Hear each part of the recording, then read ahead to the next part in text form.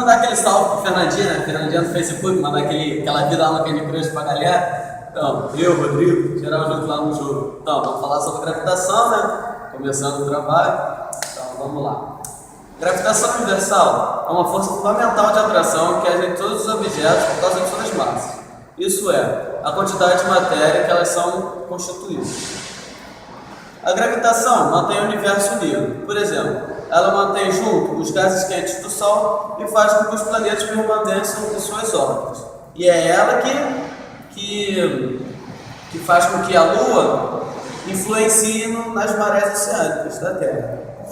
Então, por causa da gravitação, os objetos sobre a Terra são atraídos em seu sentido, mas levados para a Terra para que não flutuem, né? E a atração física que um planeta exerce sobre os objetos próximos é denominada como força de gravidade. E o nosso grupo vai explicar um pouco, daqui a pouco nos experimentos, sobre a queda livre, que é o seguinte: quando lançamos um corpo verticalmente para cima, notamos que ele sobe até uma certa altura e depois ele cai, que é atraído pela Terra, que é isso aqui. Simples, né? Então, o mesmo acontece quando a gente só larga um objeto de uma certa altura sem lançamento para cima. A gente só larga e dá para ver que ele é atraído pela força de gravidade e cai. Com isso, os corpos são atraídos pela Terra porque em torno dela há uma região chamada como campo gravitacional, exercendo a atração entre eles, que será explicado ao longo do vídeo.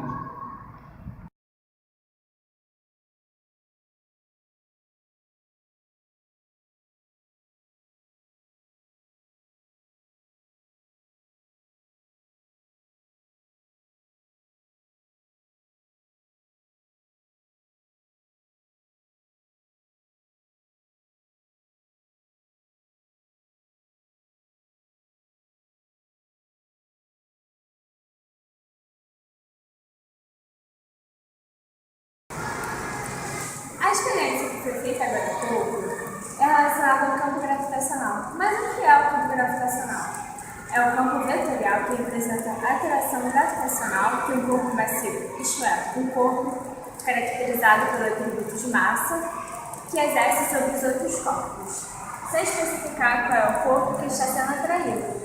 Isso é possível porque, pela lei de gravitação universal, a força sentida por um corpo é diretamente proporcional à sua massa gravitacional.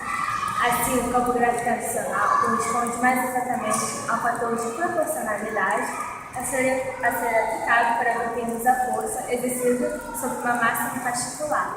Ou seja, você percebe nitidamente a diferença entre a massa de um corpo de um papel ou então um tijolo. Quando você joga o papel no chão e o tijolo ao mesmo tempo, você percebe que o papel chega depois e o tijolo chega antes, devido à massa maior do tijolo e à massa menor dessa folha de papel.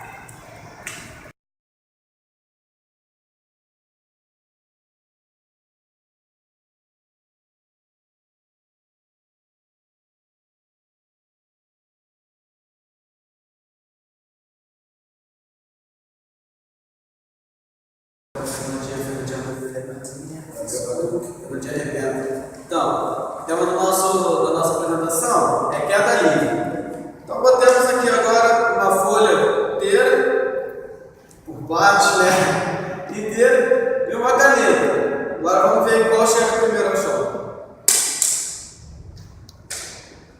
Foi a caneta, né? Então, isso se dá, o Rodrigo vai explicar daqui a pouco. Vamos amassar primeiro aqui. Vamos ver como vai ser a queda de ambos. Bem, caiu mais ou menos o mesmo tempo, né? Então, agora o Rodrigo vai explicar o porquê disso. Também notamos que na última que ele jogou a caneta em papel amassado, notamos que não teve um intervalo de tempo tão grande como no papel aberto e o papel amassado e a caneta. Então, vamos lá, vou explicar. Se não houvesse a resistência do ar, todos os corpos, de qualquer peso ou forma, abandonados da mesma altura, não importa a altura, nas proximidades da superfície da Terra, levariam o mesmo tempo para atingir o solo, com uma caneta e papel amassado. Os corpos deles se aproximam, então a queda, o intervalo de tempo da queda é igual. Esse movimento é conhecido como queda livre.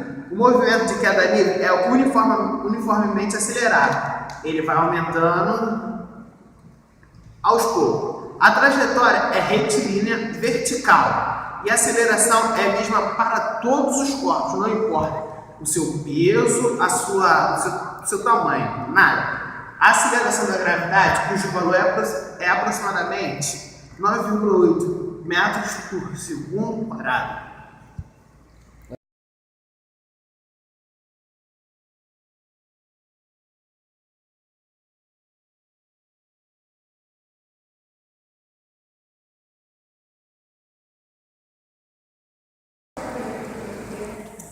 Bom, como vimos na experiência atrás, agora eu vou explicar as funções do movimento de queda livre.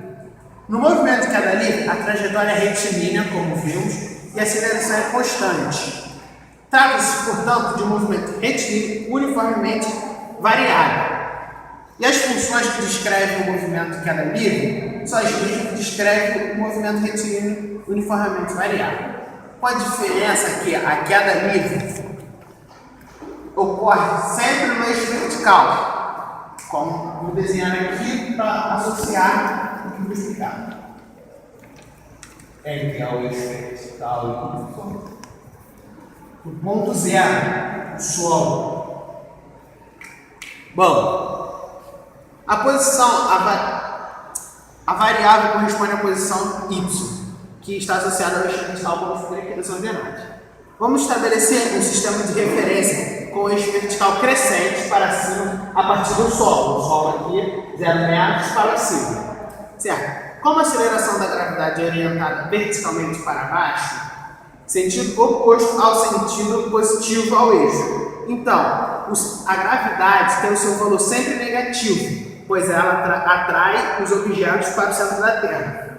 Vou dar um exemplo aqui. Uma bola jogada para o alto, certo? A altura, o que ela tende? Ela tende a cair, por causa da gravidade que age em cima dela, até chegar ao solo. Então, a gravidade sempre vai ser negativa, atraindo os objetos para a Terra.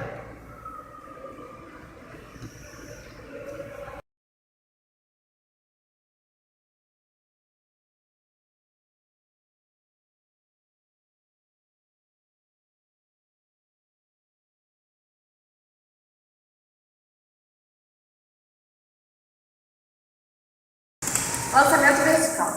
Quando tiramos o objeto para cima, ele sobe para sempre ou depois de um tempo ele desce? Costuma-se chamar de lançamento vertical o lançamento de um projétil lançado verticalmente para cima. Quando desprezamos a resistência do ar ou quando o lançamento é um vácuo. Trata-se de um movimento de queda livre, assumindo o mesmo sistema de referência que adotamos anteriormente. Neste caso, a gravidade continua orientada para baixo. Podemos usar as mesmas funções que descrevem o movimento de queda livre para descrever o lançamento vertical. Dessa forma, a velocidade do projétil será positiva. Vai decrescendo em módulo até o objeto parar, quando inverte o sentido do movimento, onde a sua velocidade é zero. Mas a aceleração da gravidade continua sendo a mesma. Depois da inversão do movimento, a velocidade passa a ser negativa, orientada para baixo e aumenta em módulo. É o seguinte.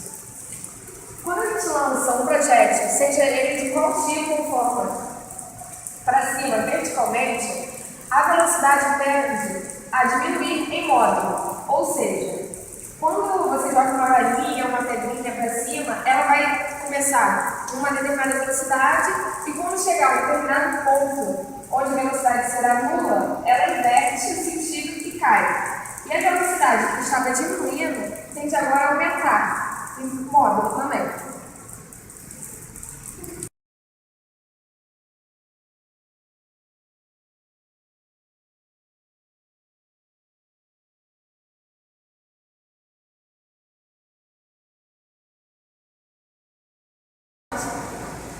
Lançamento vertical. Quando tiramos o objeto para cima, ele sobe para sempre e depois de um tempo ele desce. Costuma-se chamar de lançamento vertical o lançamento do projeto lançar verticalmente para cima, quando desprezamos a resistência do ar ou quando o lançamento é no vácuo. Trata-se de um movimento de queda livre, assumindo o mesmo sistema de referência. Não dá para ver o batata porque tu tá fazendo assim. Eu tô tremendo, segura aqui.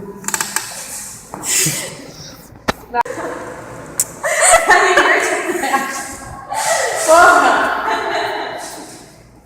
Então, vou falar sobre o campo. Então, vamos falar do campo gravitacional. O campo. O que é o.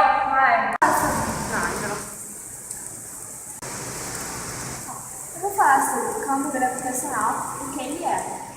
É o campo vetorial que representa a atração gravitacional do corpo massivo.